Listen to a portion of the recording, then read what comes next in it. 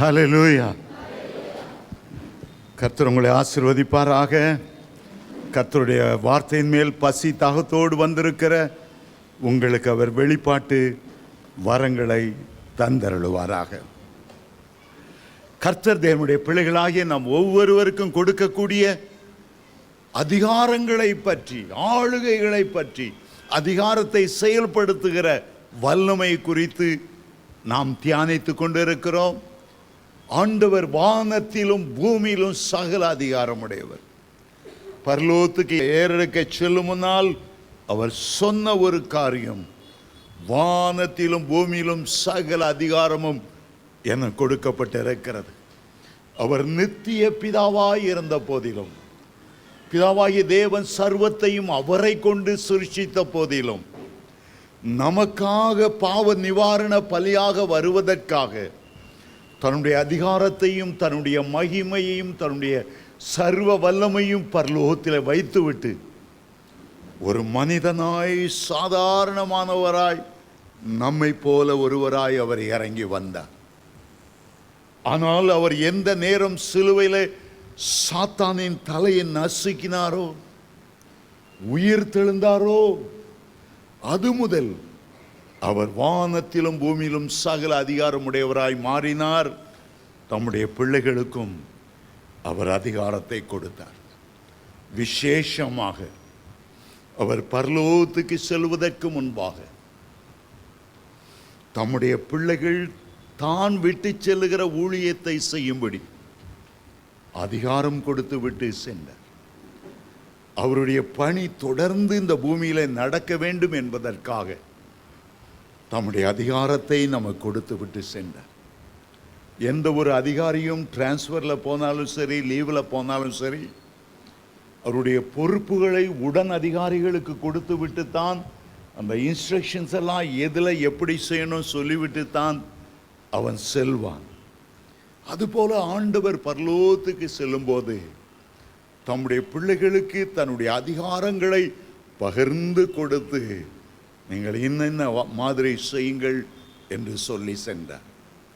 ஆண்டவர் கொடுக்கிற முதல் அதிகாரம் அவருடைய பிள்ளைகளாகும்படி அதிகாரம். பொதுவான எல்லாருக்கும் ஆண்டவர் வல்லமை கொடுப்பதில்லை. உலகத்திலே எத்தனை கோடி மக்கள் இருக்கலாம், ஒருவேளை 800 கோடியை நெருங்கி கொண்டிருக்கலாம்.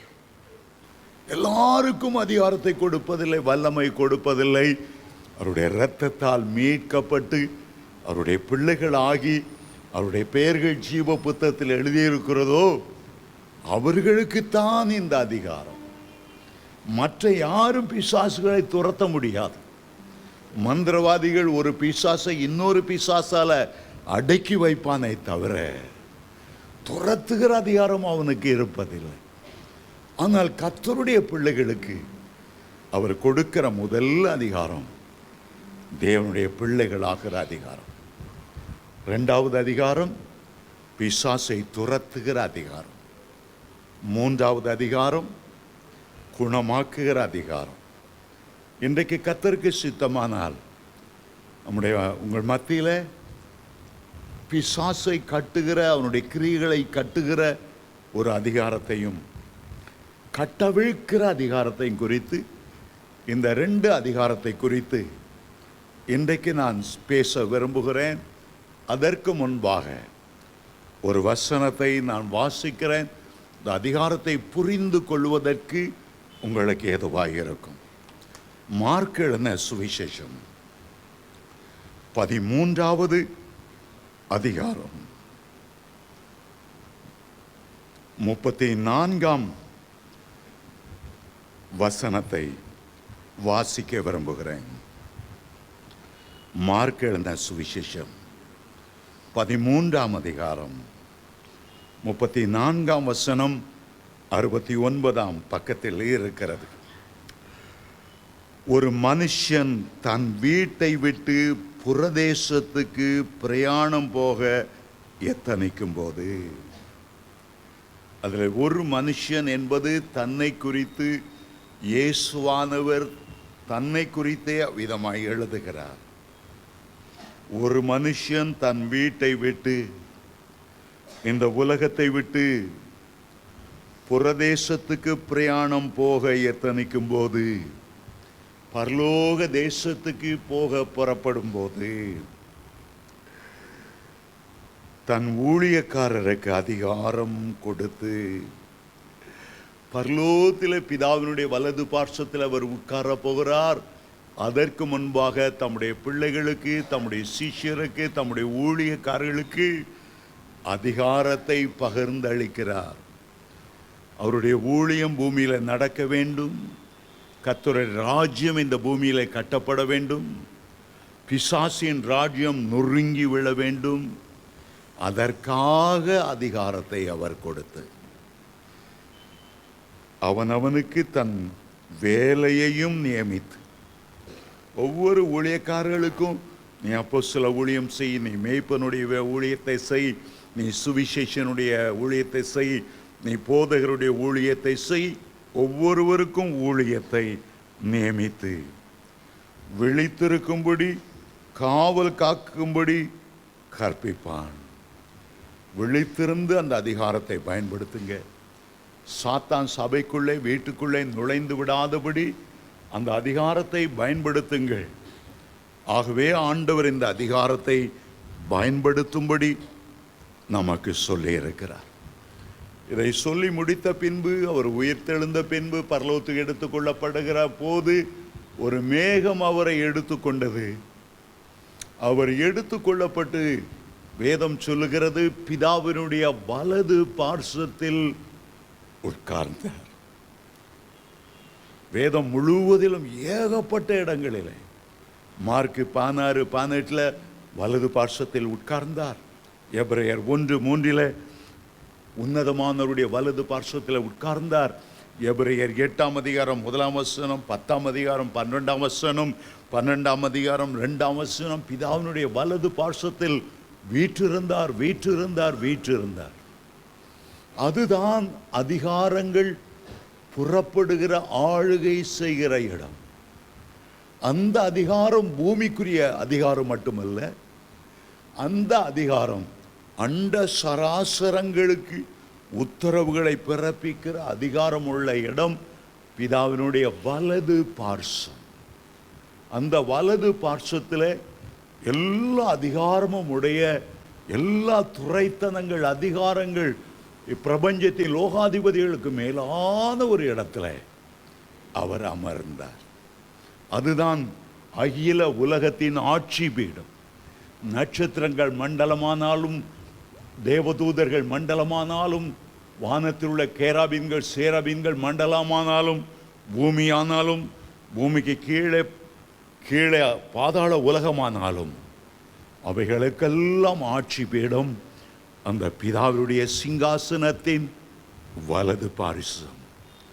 அங்கிருந்து தான் சகல அதிகாரங்களும் நம்மை நோக்கி புறப்படுகிறது. அந்த இடத்துல அவர் உட்கார்ந்தார். பிதாவினுடைய வலது பார்சத்தில் உட்கார்ந்திருக்கிறவருடைய வலது கையில 7 நட்சத்திரங்களை ஏந்தியிருந்தாராம். அந்த 7 நட்சத்திரங்களும் தேவனுடைய ஊழியக்காரர், தேவனுடைய சபையின் தூதர்கள், விசுவாசிகள்.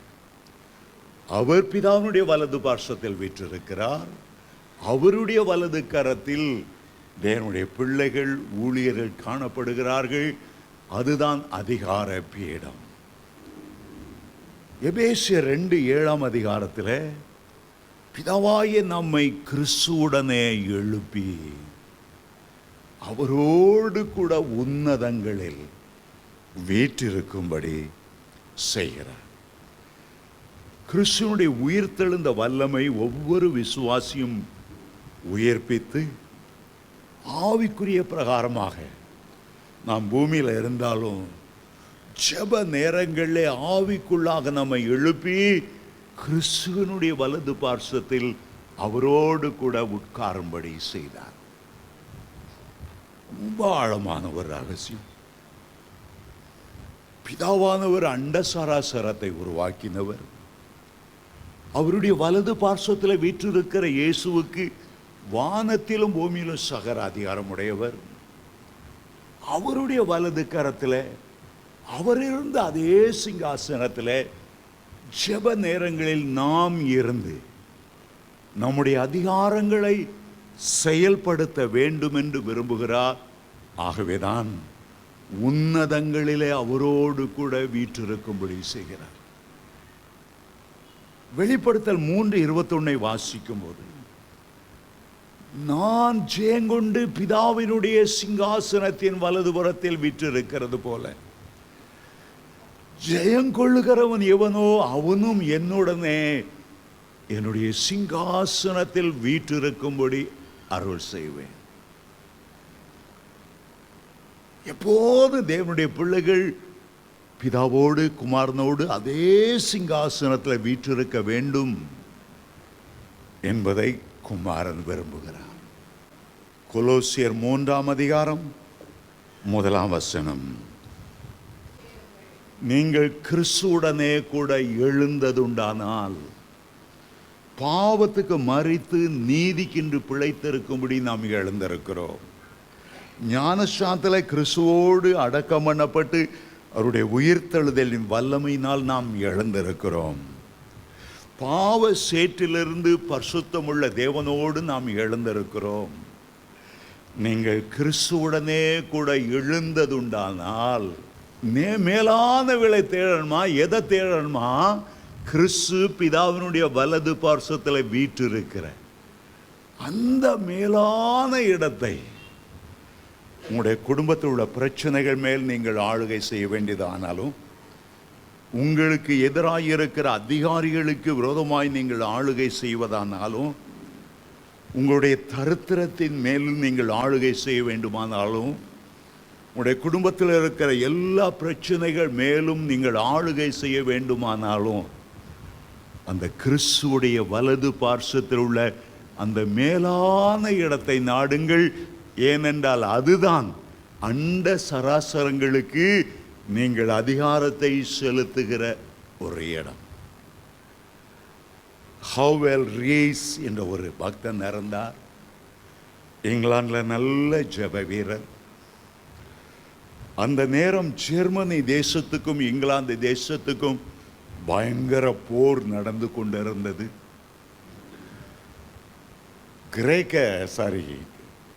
ஜெர்மனி தேச விமானங்கள் ஹிட்லரின் ஆட்சியில் நிறைய குண்டுகளை சுமந்து கொண்டு இங்கிலாந்தில் போடும்படி வந்தது. இவர் திறந்த வெளியில் நின்று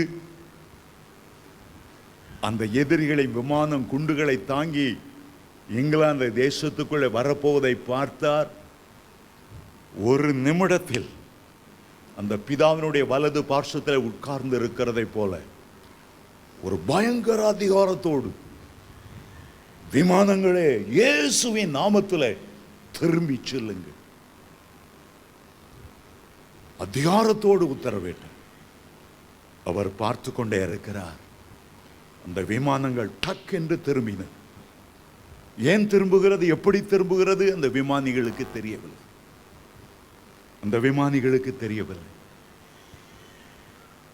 அந்த விமானங்கள் திரும்பி சென்றன. ஒரு குண்டை கூட இங்கிலாந்து தேசத்தில் அவைகளால் போட முடியவில்லை. நமக்கென்று ஒரு அதிகாரத்தை செலுத்துகிற இடம். ஜெப நேரத்தில் எல்லாம் நீங்கள் கர்த்தரோடு அமர்ந்திருக்கிறீர்கள். ஜெப நேரத்தில் உங்களுடைய உள்ளத்தை இயேசுவுடைய உள்ளத்தோடு இணைத்துக் கொள்ளுகிறீர்கள். நீங்கள் அதே கொலோசியர் 3:2 சேர்த்து வாசியுங்கள். பூமியில் உள்ளவைகளை அல்ல, மேலானவைகளையே நாடுங்கள். ஏனென்றால் அது ரொம்ப முக்கியம். ஏனென்றால் நீங்கள் மரித்தீர்கள், பாவத்துக்கென்று மரித்தீர்கள். உங்கள் ஜீவன் கிறிஸ்துவுடனே. உங்கள் ஜீவன் எங்க இருக்குது? பாவத்துக்கு நீங்கள் மரித்த பிறகு உங்களுடைய ஜீவனானாலும் சரி, ஆத்மாவானாலும் சரி, தேவனுக்குள். மீண்டும் வாசிங்க. அது உங்கள் உங்கள் ஜீவன் கிறிஸ்துவுடனே மறைந்திருக்கு. ஒரு பெரிய ரகசியம். ஒரு பெரிய ரகசியம். மறுபடியும் சொல்லுகிறேன், அண்ட சராசரத்துக்கு அதிகாரத்தை செலுத்தக்கூடிய ஒரு இடம். அது நட்சத்திர மண்டலமானாலும் சூரிய மண்டலமானாலும் எந்த மண்டலமானாலும் எல்லாவற்றையும் ஆளுகிற ஒரு அரசாட்சி பீடம் பிதாவினுடைய சிங்காசனம். இயேசு மரித்தோரிலிருந்து எழுந்து வானத்திலும் பூமியிலும் சகல அதிகாரமுடையவராய் அவருடைய வலது பார்শ্বத்தில் வீற்றிருக்கிறார். நம்மை கிறிஸ்துவுடனே கூட எழுப்பி அவரோடு கூட உட்காரும்படி அவர் செய்தார். நாம் இந்த பூமியில வாழ்ந்தாலும் இந்த அதிகாரத்தை பெறும்போது கிறிஸ்துவுடனே நம்முடைய ஜீவன் அவருக்குள்ளே மறைந்திருக்கிறது. நம்முடைய ஜெப நேரத்தில் அங்கே இருந்து அந்த அதிகாரத்தை பயன்படுத்தி ஆளுகை செய்ய வேண்டும் என்று ஆண்டவர் விரும்புகிறார். அந்த சிங்காசனம் எங்கே இருக்கிறது? வெளிப்படுத்தல் 4ஆம் அதிகாரம் 2ஆம் வசனத்திலிருந்து அப்போஸ்தலனாகிய யோவான் அந்த சிங்காசனத்தை பார்த்தார். வீற்றிருந்தவருடைய கம்பீரமான தோற்றத்தை பார்த்தார். நம்முடைய ஜீவன், நம்முடைய ஆத்துமா அங்கே தான் இருக்கிறது. ஒரு முறை உலகத்திலேயே மகா உயரமான கட்டடம் என்று அழைக்கப்பட்ட ஜெர்மன் தேசத்தில் உள்ள அந்த கட்டடத்தை பார்க்க போயிருந்தேன். அந்த கட்டடத்தின் மகா உயரத்தில் ஒரு சின்ன ஹோட்டல், அது ஊசி போல் அப்படியே எழும்புகிறது. ஆனால் அந்த ஹோட்டல் இருக்கிற இடத்துல ஒரு வளைவாய் இங்கு உள்ள கம்பிகள் அந்த வளைவை தாங்கி கொண்டு இருக்கிறது. அந்த வளைவில் நின்றால் பூமியில் ஒவ்வொரு காரை கூட ஒரு சின்ன எறும்பு போல தான் பார்க்க முடியும். அவ்வளவோ உயர்வு. அந்த பக்கத்தில் ஒரு சின்ன பிளாட்ஃபார்ம், அதில் ஒரு கண்ணாடியை பதித்திருக்கிறார்கள். 3 அடி நீளம் 3 அடி அகலம். அந்த கண்ணாடி மேலே இருந்து தரையில் பார்த்தால் அந்த கண்ணாடியில் ஏறி சென்று சில தைரியம் உள்ளவர்கள் ஏறினாங்க. மற்றவங்களாம் பயம், அந்த கண்ணாடி உடைஞ்சு விழுந்துட்டுன்னா நம்முடைய தூள் கூட மிஞ்சாது. அவ்வளவு இந்த கண்ணாடியில் நிற்பது அவ்வளோ பயமானது. ஆனால் ஆண்டவர் பாருங்க, உங்களை அந்த உன்னதத்தில் அவரோடு கூட உட்கார வைத்து அந்த அதிகார பீடத்தை காண்பித்து, பார் உனக்கு கீழே வான மண்டலம், அவர்களை பொல்லாத ஆவிகளின் சேனைகள் எல்லாம் வவ்வால் மாதிரி ஒன்று பின்னிட்டு கருப்பு நிறமாக காணப்படுது. அதுக்கு கீழே பூமி இருக்கிறது. இந்த ஆவிகளெல்லாம் பூமியில் உள்ள மனுஷனை கண்ட்ரோல் பண்ணுது. சாத்தான் அங்கேருந்து ரிமோட் கண்ட்ரோலில் இந்த ஆவிகளை கண்ட்ரோல் பண்ணுறான். அதுக்கு கீழே எத்தனையோ கோடி மைல் கீழே பார், அங்கே பாதாள உலகம் இருக்கிறது. அங்கே அக்கினியும் கந்தகமும் எரிகிற கடல் இருக்கிறது.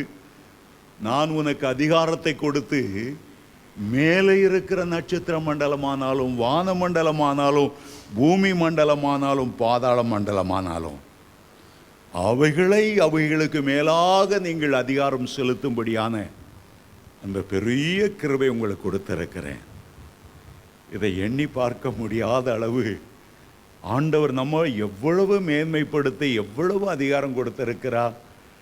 நாம் அந்த அதிகாரத்தை பயன்படுத்தாமல் சிறு காரியங்களுக்கும் சோர்ந்து போய் ஏதோ ஒரு சாதாரண மனுஷரை போல நாம் எண்ணிக்கொள்ளுகிறோம்.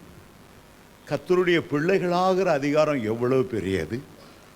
அதைவிட பெரியது அவருடைய மணவாட்டியாய் அவருடைய சிங்காசனத்தில் ஆளுகை செய்வது அவ்வளவு மேன்மையானது. அருமையான தேவனுடைய பிள்ளைகளே, அதுதான் நம்முடைய அதிகார பீடம். அங்கிருந்து தான் நம்முடைய அதிகாரத்தை செலுத்துகிறோம். 3 வகை அதிகாரங்களை பார்த்து விட்டோம். 4வது அதிகாரத்திற்கு போவதற்கு மத்தேயு 16ஆம் அதிகாரம் 19ஆம் வசனத்தை யாராயிலும் சத்தத்தை உயர்த்தி வாசிக்கும்படி கேட்டுக்கொள்கிறேன். மத்தேயு, திறவுகோல்களை உனக்கு தருவேன். திறவுகோல் என்பது அதிகாரம் என்று அர்த்தம். இன்னொரு வார்த்தை முத்துரை மோதிரம். செருபாபேலே உன்னை முத்துரை மோதிரமாக வைப்பேன். ராஜாவின் கையில் உள்ள முத்திரை மோதிரமானது அந்த ராஜாவின் அதிகாரத்தை காண்பிக்கிறது. யோசேப்புக்கு பார்வோன் தன்னுடைய முத்திரை மோதிரத்தை கொடுத்தான். அதுபோலத்தான் இங்கே செருபாபேலுக்கும் முத்திரை மோதிரத்தை கொடுத்தார்.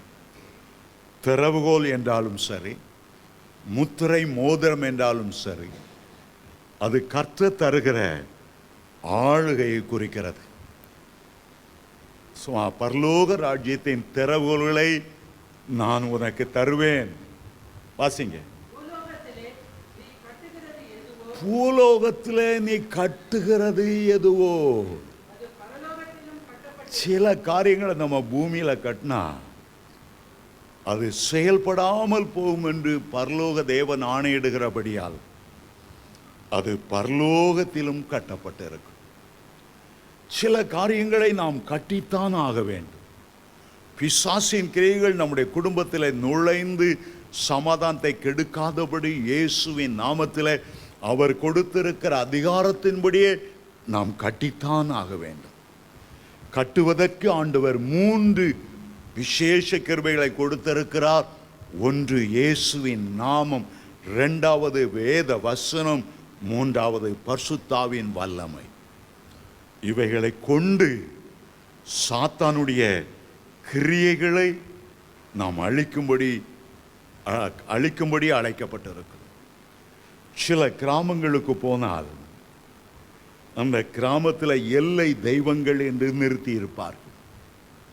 குதிரை மேலே அந்த ஊருக்கு எல்லையில் எல்லையம்மன் ஒரு பிசாசு இருக்கும். அந்த கிராமத்தை ஆளுகை செய்கிற பிசாசு எல்லையிலே நின்று கொண்டிருக்கும். தேவ பிள்ளைகள் உள்ளே போய் சுவிசேஷம் அறிவிக்க கூடாது என்று அந்த தெய்வங்கள் பாதுகாப்பதாக சொல்லுவார்கள். ஆனால் அந்த தெய்வங்கள் என்று அழைக்கப்படுகிறவர்கள் உள்ளே இருக்கிற கிராம மக்களின் கண்களை குருடாக்கி வைத்திருக்கும்.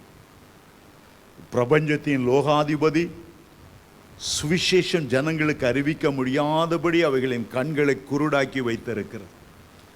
சில கிராமங்களுக்குள் போனால் கொலைய வெறி ஆவிகள் செயல்படுகிறதை உணர முடியும். சில கிராமங்களில் முழுக்க சாராயம் காய்ச்சுவார்கள். குடிகார ஆவிகள் செயல்பட்டு கொண்டே இருக்கும். சில கிராமங்களில் ஜாதி வித்தியாசம் ஏற்பட்டு இரத்தம் சிந்த செய்ய சில ஆவிகள் கிரியை செய்து கொண்டே இருக்கும். திருநெல்வேலி மாவட்டத்தில் கயத்தார் அருகில் ஒரு கிராமத்தில் சாபத்தின் ஆவி. 40 வயதானால் அந்த கிராமத்தில் ஆண்கள் மரித்து போவார். என்ன நடக்கிறது என்று தெரியாது, ஏன் இப்படி நிகழ்கிறது என்று தெரியவில்லை. 40 வயதை தாண்டின ஒருவரையும் அங்கே பார்க்க முடியாது. விசேஷமாக ஆண்கள் 40 வயதிலே மரித்து போவார்கள். இந்த எல்லை தெய்வங்கள் இவைகளை நீங்கள் கட்டினால் ஒழிய அந்த கிராம ஊழியங்களுக்கு செய்ய முடியாது. சில கிராமங்கள் எழுதி போட்டிருப்பார்கள், இது அமைதி பூங்காவான கிராமம், கிறிஸ்தவர்களும் முஸ்லிம்களும் உள்ளே நுழையக்கூடாது. கிறிஸ்தவர்கள் அன்பை சொல்லுகிறவர்கள். ஆனால் அவர்கள் என்ன எழுதி போடுகிறார்கள்? நுழையக்கூடாது, மத மாற்றம் செய்யக்கூடாது. இந்த ஆவிகள் அதை அரசாள விரும்புகிறது. கிறிஸ்துவன் நுழைந்து அந்த அதிகாரத்தினாலே அவைகளை முறித்து போடுவான் என்று தெரிகிறபடினால் உள்ளே நுழையக்கூடாது என்று எழுதுகிறார். ஒரு கிராம ஊழியத்தார் உள்ளே போனார்கள். சுவிசேஷம் அறிவிக்க முயற்சிக்கிறார்கள். கிறிஸ்தவ மார்க்கத்துக்கு எதிரான ஒரு இயக்கம் லவுட் ஸ்பீக்கரை பயங்கரமாக போட்டு, சினிமா பாடல்களை போட்டு, உங்கள் சத்தம் தெருப்பிரசங்கம் உள்ள யாருக்கும் கேட்கக்கூடாது. எவ்வளவோ சொல்லி பார்க்கிறார்கள், ஜனங்களுக்கு கேட்கல. ஏன்னா அந்த லவுட் ஸ்பீக்கருடைய சத்தம், அருவருப்பான சினிமா பாடலின் சத்தம் அவ்வளோ அதிகமாக இருந்தது. ஒரு வாலிபன், தேவனுடைய மகனாய் இருந்து அபிஷேகத்தால் நிறைந்தவன், இந்த கிராமத்துக்கு என் ஆண்டவர் தெய்வமாக இருக்கணும், ஸ்பீக்கரை பார்த்து கட்டளையிட்டு சொன்னான், இயேசுவின் நாமத்தில் அவருடைய இரத்தத்தை தெளிக்கிறேன், உடைந்து போ. அடுத்த நேரம் மேலே கட்டியிருந்த ஸ்பீக்கர் சுக்கு நூறாக உடைந்து கீழே விழுந்து, சுக்கு நூறாய் உடைந்து கீழே விழுந்து. என்னுடைய ஆண்டவர் சொல்லியிருக்கிறார், உலகமெங்கும் புறப்பட்டு போய் சகல சிருஷ்டிகளும் சுவிசேஷத்தை அறிவியுங்கள். பரிசுத்தாவி உங்களிடத்தில் வரும்போது நீங்கள் பலனடைந்து எருசலேமிலும் யூதேயாவிலும் சமாரியாவும் உலகத்தின் முடிவு பரியந்தும் சாட்சிகளாக இருப்பீர்கள். எந்த எல்லை அம்மன், எந்த குடிகார ஆவி தேவனுடைய பிள்ளைகளை எதிர்த்து நிற்க முடியும்? மத்தேயு 12ஆம் அதிகாரத்தில் 29-30 வசனத்தில் ஆண்டவர் சொன்னார், கட்டுகிற அதிகாரத்தை உங்களுக்கு தருகிறேன், பலவானை முந்தி கட்டினால் ஒழிய. வாசிங்கள் அந்த வசனம். அந்த ஊருக்குள்ளே ஒரு பலவானை போல இருக்கிறான். அந்த ஊருக்குள்ளே ஒரு பலவானாகிய பிசாசு இருக்கிறான். வேதம் அவனை பலவான் என்றுதான் சொல்லுகிறது. ஆனாலும் அவனிலும் பலவான், அவனுடைய தலையை நசுக்கின பலவான் இயேசு. அவன் தலையை நசுக்கி இனிமேலும் அவன் உனக்கு பலவானாய் இருப்பதில்லை, அவனை கட்டுகிற பெரிய பலவானாய் நீ இருக்க வேண்டும். நீ அவனை கட்டினால் ஒழிய அவனுடைய பட்டணத்தில் இருக்கிறதை நீ கொள்ளையாட முடியாது. ஒரு இடத்துக்குள் பிரவேசிக்கும் போது, ஒரு வீட்டுக்குள் பிரவேசிக்கும் போது, ஒரு வீட்டிலே கிரியை செய்கிற பலவிதமான ஆவிகளை குறித்து நீங்கள் அறியும் போது, சில வீடுகளில் சந்தேகத்தை கொண்டு வருகிற பிசாசு, சில வீடுகளில் குழப்பத்தை கொண்டு வருகிற பிசாசு, சில வீடுகளில் ஓயாத சண்டை கொண்டு வருகிற பிசாசு, அதை முதலாவது நீ காட்டும். ஒரு வீடானாலும் சரி, அது ஒரு கிராமமானாலும் சரி, அது ஒரு பட்டணமானாலும் சரி, சாத்தான் ஒவ்வொரு இடத்திலும் தன்னுடைய பலவானை வைத்திருக்கிறார். ஆனால் அவன் நம்மை விட பெரிய பலவான் அல்ல.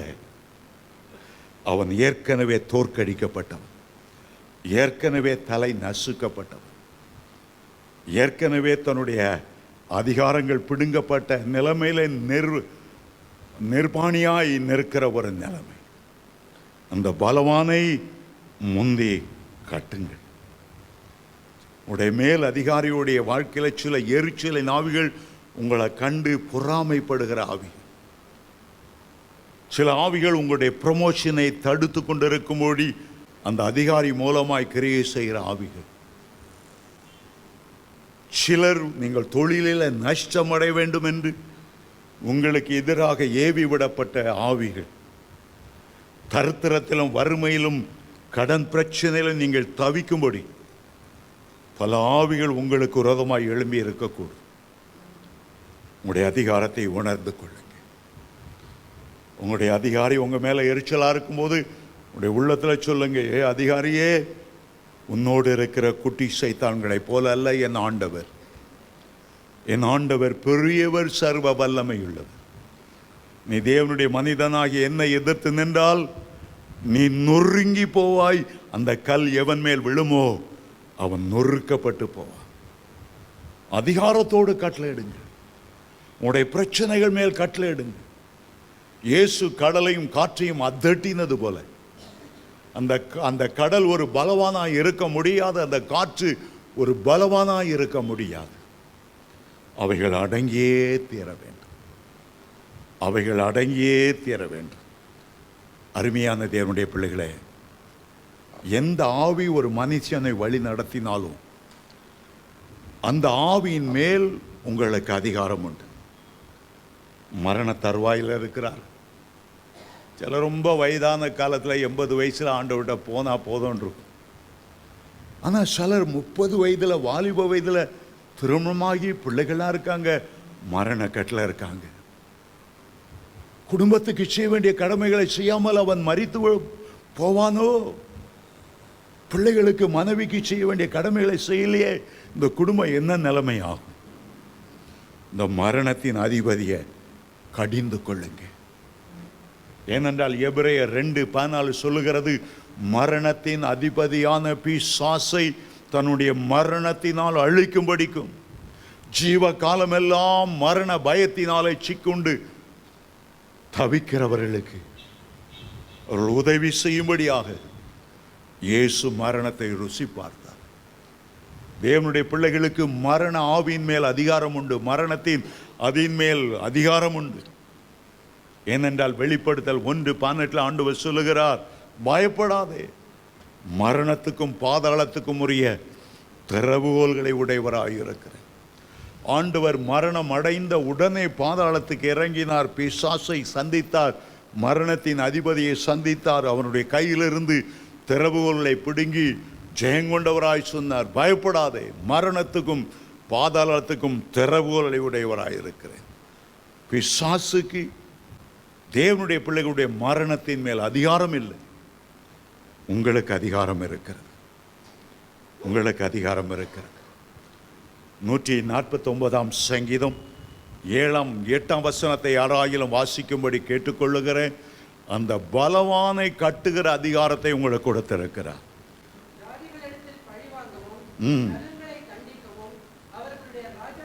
அவர்களுடைய ராஜாக்களை சங்கிலிகளினாலும் அவருடைய மேன்மக்களை இரும்பு விலம்புகளாகவும் கட்டுவதற்கு எழுதப்பட்ட நியாய தீர்ப்பை செலுத்துவதற்கு அவங்களெல்லாம் கட்டுகிற விலங்குகளால் கட்டுகிற, அது எந்த அந்தகார ராஜாவாக இருந்தாலும் விலங்கிட்டு அவங்களை இழுத்து செல்லக்கூடிய பெரிய அதிகாரத்தை ஆண்டவர் உங்களுக்கு தந்திருக்கிறார். ஆண்டவர் உங்களுக்கு அதிகாரம் கொடுத்தபடியாலே ஒரு அதிகாரிகளாய் நடந்து கொள்ளுங்க, தலை நிமிர்ந்து நடந்து கொள்ளுங்க. அந்த அதிகாரத்தை இழக்க செய்ய சாத்தான் பல பாவ சோதனைகளை கொண்டு வருவான். அந்த அதிகாரங்களை இழக்க செய்து ஒரு சாதாரண மனுஷனை போல உங்களை ஆக்குவதற்கு அவன் எவ்வளவோ முயற்சி செய்யலாம். ஒரு முறை நான் இஸ்ரவேல் தேசத்துக்கு ஒரு 45 பேர் என்று நினைக்கிறேன் அழைத்து கொண்டு போனேன். எங்களோடு ஆர்மியில் பணியாற்றின ஒரு ரிட்டையர்ட் ஆகிட்டு விட்டார், எங்களோடு வந்தார். ராஜநடை நடப்பார். இராணுவத்தில் இருந்து எக்ஸசைஸ் எடுத்ததுனால கம்பீரமானவராக எப்போதும் முன்னால் செல்லுவார். சும்மா ஓய்ந்திருக்கிற நேரமெல்லாம் இராணுவத்தில் தான் பாராட்டின வீர தீர சாகச செயல்களை எல்லாம், பாகிஸ்தான் கேம்பை நான் எப்படி அடித்தேன், சீன குரூப் பக்கத்தில் தான் தங்கி இருந்தது, பெரிய வீர சாதனைகளை எல்லாம் சொல்லி வருவார். எங்களுக்கெல்லாம் ஒரு இடத்துல கதை கேட்பது ரொம்ப இஷ்டம். ஆனால் ஒரு கடைக்கு எல்லாரும் போயிருந்தோம். அவர் என்ன செய்தார், திருட்டுத்தனமாக ஒரு பேக்கில் யாரும் பார்க்காதபடி, நம்ம தான் எக்ஸ் இராணுவ வீரனாச்ச, உள்ள நிறைய தேடிட்டார். அவருக்கு தெரியாத அந்த கடை முழுவதும் கேமரா வைத்து மறைமுகமாக கண்காணிக்கிறார்கள் என்று அவருக்கு தெரியாது. வாங்கின பொருளெல்லாம் எடுத்துட்டு வீர நடை போட்டு வெளியே போனார். பாருங்க, அங்குள்ள அலாரம் எல்லாம் அலறினது, சங்குகள் ஊதினது போல. அவர் பிடிப்பட்டார். அவ்வளோ கேமரா எடுத்த ஃபோட்டோவையும் டேபிளில் தூக்கி போட்டார். அவ்வளோ நேரத்துக்குள்ள அது பிரிண்ட் ஆகி அங்கே வந்திருக்கு. அதை பார்த்தார், தலை குனிந்தார். அதுக்குள்ள போலீஸுக்கு இன்ஃபர்மேஷன் போயிட்டு அவரை அரெஸ்ட் பண்ணுற நிலைமை வந்து விட்டது. எல்லாரும் குறுக்கிட்டு மன்னித்து கொள்ளுங்கள் என்று வாதாடி போலீஸ் கையிலிருந்து அவரை மீட்பதற்குள் போதும் போதும் என்று ஆகிவிட்டது. அதுக்கு பிறகு அவர் தலை நிமிர்ந்தே பார்க்கல. அவ்வளவு எல்லாரும் முன்னால் கம்பீரமாய் நடந்தவர் எல்லாருக்கும் பின்னால் நடந்தார். இப்போ அவருடைய வீர செயலை கேட்கறதுக்கு ஒருத்தரும் ஆயத்தமாக இல்லை. எல்லாம் அவரை பார்க்கும்போது பக்கா திருடன், பாக்தாக் திருடன். பாவம் எந்த மனிதனுக்கும் இகழ்ச்சி என்று வேதம் சொல்லுகிறது. பாவம் செய்த அந்த அதிகாரத்தை செயல்படுத்த முடிவதில்லை. பாவம் செய்யும்போது நமக்கு தெரியல, பரலோக கேமராவும் பார்த்துக்கிட்டே இருக்கு. சாத்தான ஒரு பக்கம் குற்ற மனசாட்சியால் உன்னை வாதித்து தலை தொங்க போட்டு அதிகாரத்தை செயல்படுத்தக்கூடாது என்பதற்காக அவனும் எல்லாவற்றையும் ரெக்கார்ட் பண்ணிகிட்டே இருக்கிறான். அரும்பாக்கத்தில் ஒரு சர்ச்சுக்கு போனேன். அங்கே ஒரு சாசு ஆடிட்டு இருந்தது. மூப்பர்கள்லாம் வந்தாங்க அதை துரத்துறதுக்கு. முதல் மூப்பர் வந்து தலைக்கிட்ட கை வைக்க போனார். சாஸ் சொல்லுது, சி உன் இடுப்பில் விட பொடி மட்டும் எடுத்து வெளியே போட்டு கிட்ட வாயிலாம் ஒரே அரைஞ்சிருவேன். அந்த மூப்பர் இடுப்பில் பொடி மட்டை எடுத்து வச்சுட்டு தான் அதிகாரத்தை செயல்படுத்தணுன்னா அது எப்படி முடியும்? அடுத்த மூப்பரை சொல்லுது, நீங்கள் உங்கள் ஆஃபீஸில் உள்ள ஒயர், எலக்ட்ரிக் ஒயர், அது இதெல்லாம் உன் பெட்டிக்குள்ளே எடுத்து வச்சுட்டு என்ன துரத்தவா வந்தா? அவரும் தலை குனிஞ்சிட்டு போயிட்டார். ஒவ்வொருடைய பாவத்தையும் அது பிட்டு பிட்டு பிட்டு பிட்டு பிட்டு வைத்தது. எல்லா மூப்பரும் தலை குனைந்து பரிதாபமா போயிட்டாங்க. அதிகாரத்தை செயல்படுத்தக்கூடாது என்பதற்காக சாத்தான் பல பாவ சோதனைகளை காண்பிப்பான். உங்களை பல கண்ணியை போட்டு இறுக்கி விடுவான். ராஜ நடந்து மிலிட்ரி நடந்தவங்க தலை தொங்க போட்டு அதிகாரத்தை இழந்து போனவர்களாய் பரிதாபமாய் தலை குனிந்து வாழுகிறார். அப்போஸ்தலனாகிய பவுல் தீமோத்தேயுக்கு எழுதும்போது 1 தீமோத்தேயு 18-19 சிலர் தங்களுடைய விசுவாசத்தை தவறவிட்டு தங்களுடைய மனசாட்சியை கெடுத்து விசுவாச கப்பலை சேதப்படுத்தினார். நீயோ நல் மனசாட்சியுடையவனாயிரு. அநேகர் பாவ சோதனைகளை விழுந்து எழும்ப முடியாதபடி போய்விட்டார்கள். அருமையான தேவனுடைய பிள்ளைகளே, பழைய ஏற்பாட்டு காலத்தில் சாத்தான் உலகத்தின் அதிபதி என்று அழைக்கப்பட்டான். யோவான் 14:30 அவன் உலகத்தின் அதிபதி. 2 கொரிந்தியர் 2:2 இப்பிரபஞ்சத்தின் லோகாதிபதி. ஆனால் சிலுவையின் மரணத்துக்கு பிறகு அவன் உலகத்தின் அதிபதி அல்ல. சிலுவையின் மரணத்துக்கு பிறகு இப்பிரபஞ்சத்தின் லோகாதிபதி அல்ல. பரிசுத்தவான்கள் தான் இந்த உலகத்தை ஆளுகள் செய்கிறவர். அவன் மத்திய ஆகாயத்தில் பூமியில் கூட இருக்க முடியாமல் மத்திய ஆகாயத்தில் போய் ஒளிஞ்சிட்டான். இப்போ நாம தான் இந்த உலகத்தை ஆளும்படி அழைக்கப்பட்டவர். தானியேல் 7:27 சொல்லுகிறது, இந்த உலகமும் அதிலுள்ள சகல ராஜ்யங்களும் நம்முடைய தேவனாகிய கர்த்தருக்கும் அவருடைய பரிசுத்தவான்களுக்கும் உரைத்தாயிற்று. ஆகவே தேவனுடைய பிள்ளைகளே, கர்த்தர் உங்களை அதிகாரத்தை கொடுத்திருக்கிறார். அந்த அதிகாரத்தை செயல்படுத்துகிறவர்களாய் தலை நிமிர்ந்து நடங்கள்.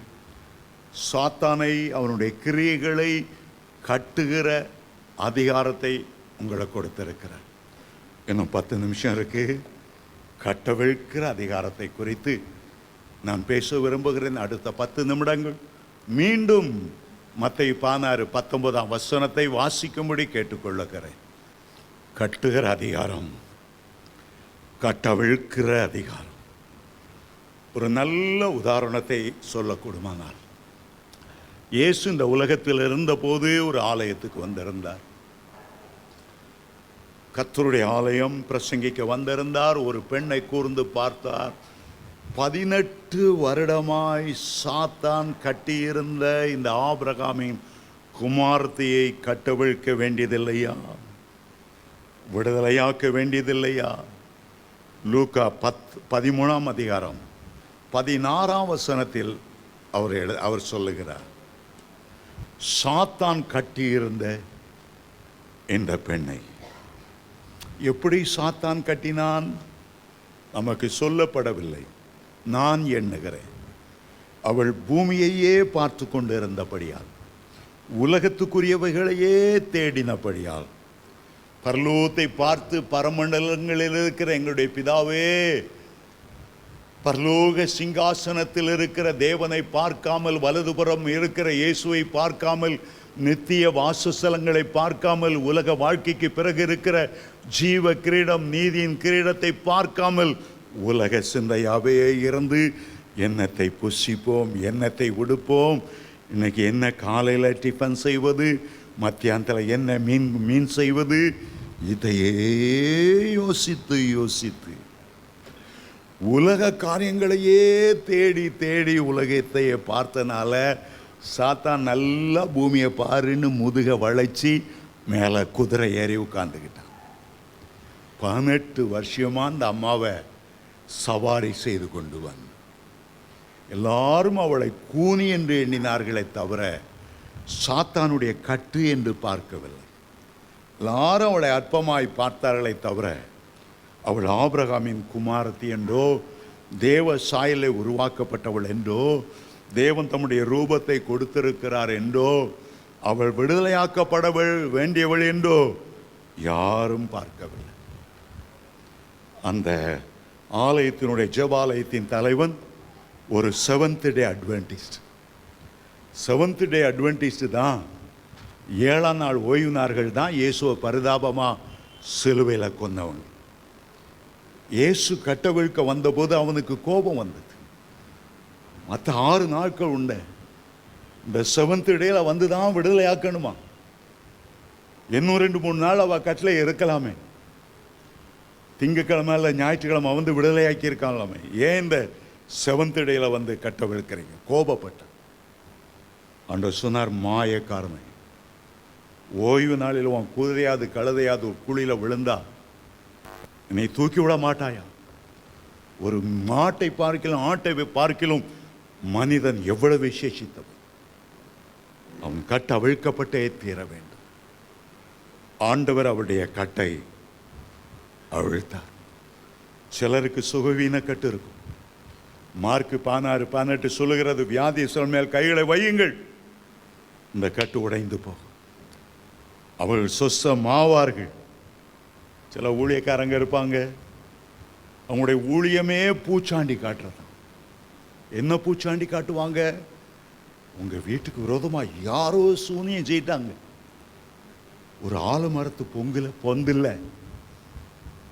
ஒரு துணி பொம்மையை செய்து அதை 3 ஆணி அடிச்சிருக்காங்க, இந்த 3 ஆணியும் மரண கட்டு அப்படின்னு சொல்லிட்டு போயிடுவாங்க. அப்படின்னு சொல்லிட்டு காணிக்க வாங்கிட்டு போயிடுவாங்க.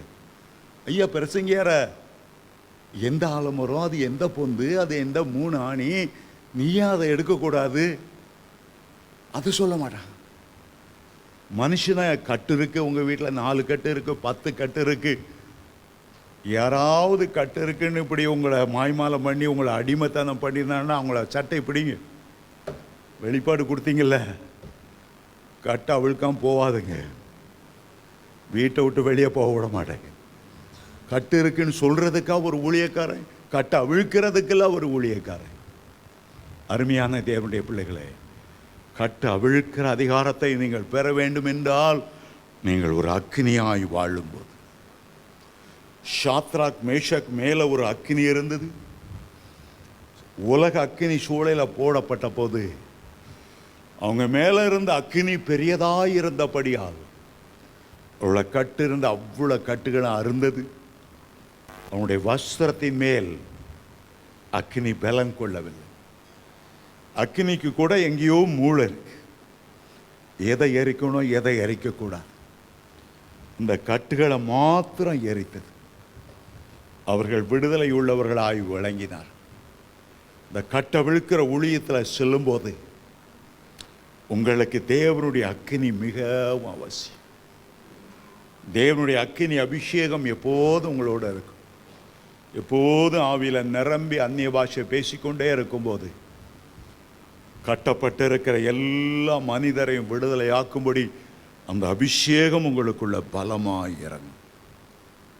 சிம்சோனை கட்டின 3 விதமான கட்டுகளை குறித்து நியாயாதிபதிகளின் புஸ்தகம் 16ஆம் அதிகாரம் 9ஆம் வசனத்திலிருந்து நம்ம வாசிக்கலாம்.